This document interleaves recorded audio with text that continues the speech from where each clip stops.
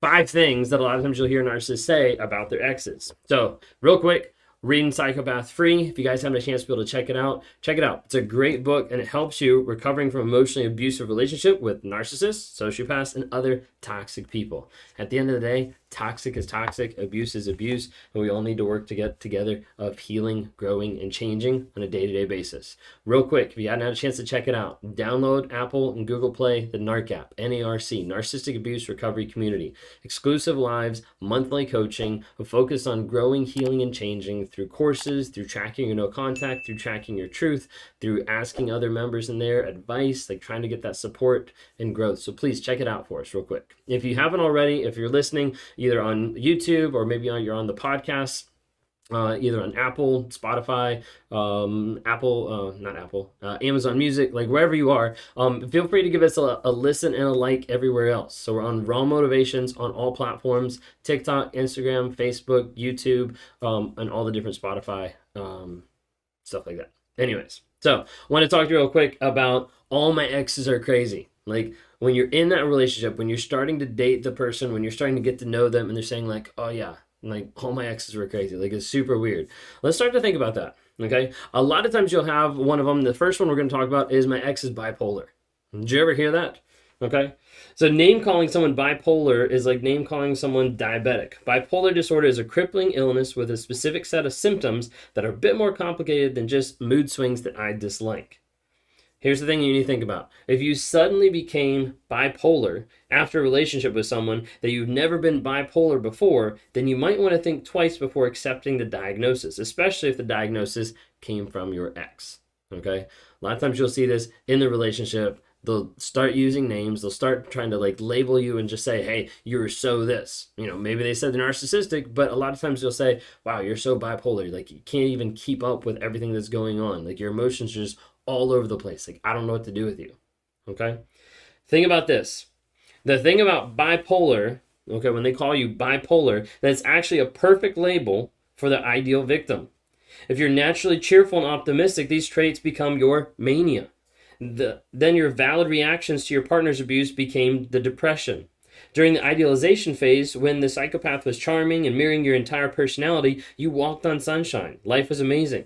But then they began to criticize you and cheat on you and became upset, and then you became upset and cried. They gave you the silent treatment, all the while dangling the new and former lovers in your face. Did this upset you? Excellent. Voila. You're bipolar. Okay? That's that mindset. That's like the process in one sense. The book says here, it horrifies me to think of the number of victims who falsely diagnose themselves based on volatile emotions that were intentionally provoked by someone else. Most survivors find that it takes 1 to 2 years for their moods to fully restabilize. Until that point, please be very reserved about deciding what's wrong with you. You can't take that diagnosis from your ex, from the person that you've been with, that all of a sudden they're saying like, hey, you're bipolar and you've never been that way before, but like all of a sudden you're feeling and you're acting crazy. That's because they put you in that situation. So many times when I'm talking to people on one-on-one and like engaging with them, one of the first things I have to be able to say is like, hey, after hearing your story, like you're not crazy and you're not alone. How you're responding is normal based on the craziness that you've been put through. So the first one, my ex is bipolar. The second one, my ex is crazy. Okay, really a popular one. My ex is crazy or hysterical. And the thing is, it's definitely not worth like thinking how they came that way. Okay, seriously, let's think about it. This insult implies one of two things. Either one, their ex was always crazy and hysterical, and for some reason they decided to date that person. Doesn't seem like a healthy idea to start off with, okay? Or two, something changed during the relationship to make the ex that way. What exactly could it be? Did they just snap for one day for absolutely no reason at all? Or did it maybe have something to do with the constant triangulation, lying, manipulating, and criticizing? If someone tells you how crazy their ex is, you should take a step back and really rethink that person. This characterization serves another purpose. It informs you what is considered acceptable behavior. Going back to what we talked about in this morning's video.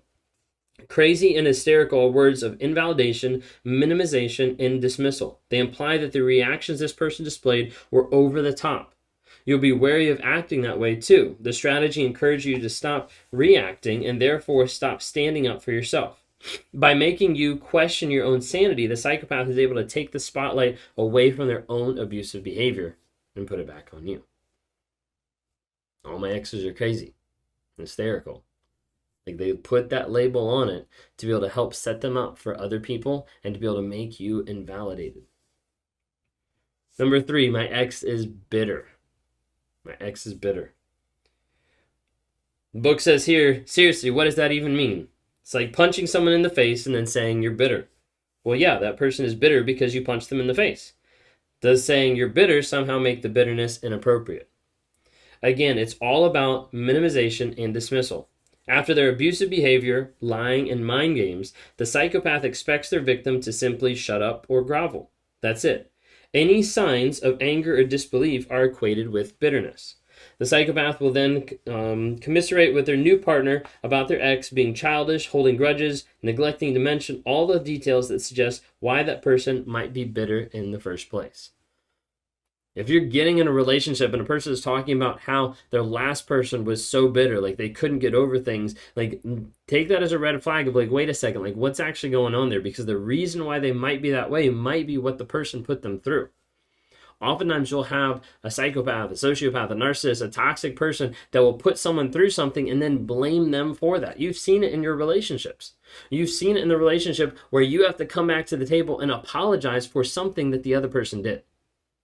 Like the toxic person hurt you and you're the one that has to come back and apologize because otherwise you can't get through because of the silent treatment.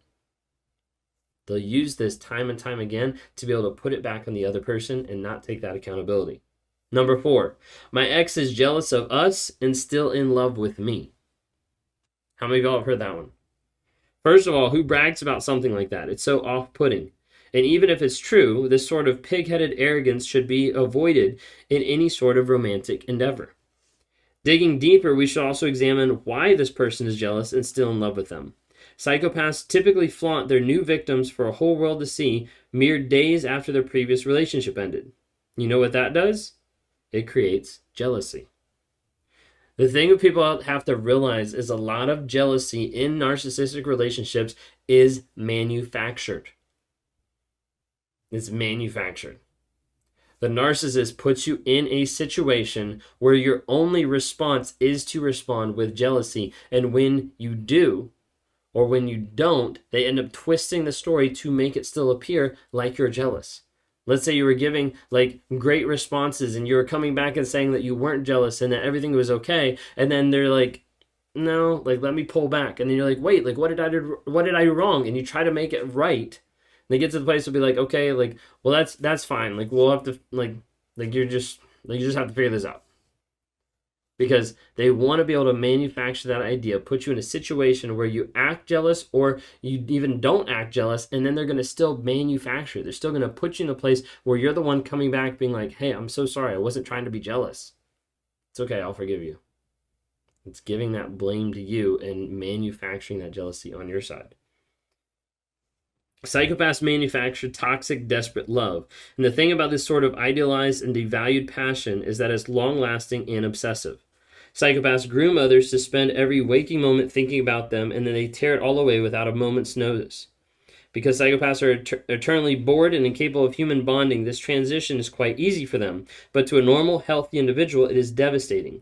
You send desperate texts and attempt to fix everything, unaware that they are using these frantic communications as proof of your insanity to garner sympathy from their next victim. Leaves you with a broken heart, crippling insecurities, a need to defend yourself, feelings of inferiority, a million unanswered questions. This takes so long to get over. This is why it takes so long to get over the psychopath. These claims of jealousy also serve to make their new target feel special. Remember this on the flip side. If you're in like the dating aspect and someone's saying this,